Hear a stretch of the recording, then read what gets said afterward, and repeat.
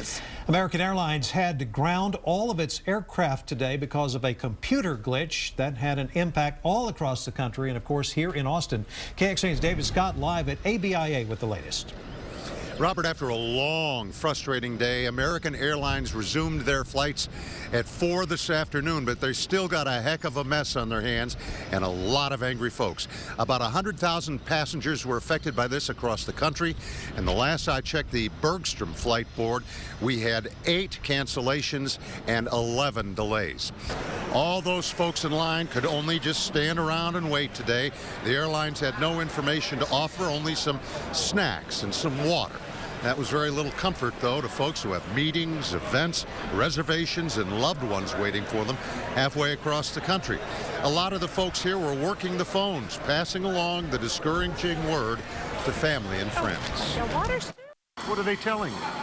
That they don't know when their systems will be back. You're a little frustrated? Trying to stay calm and cool and go with the flow. A little frustrated? Yeah, very frustrating. If I'd known that, if I'd called ahead, which I didn't do, I would have saved myself a lot of grief. They don't know any ideas about refunds or hotels or anything like that, so we're just taking them at their word that they're going to help us out. I can't say it on TV. I'm pretty angry. How long are you going to hang in here? Well, I don't have a way to get home, so I'm going to be here until they tell me I can get on another flight or they're going to put me up in a hotel.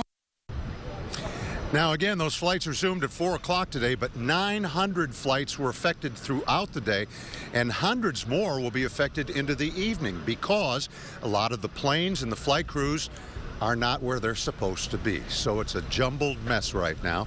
And again, maybe the great example of the day is call ahead. Thus endeth the lesson.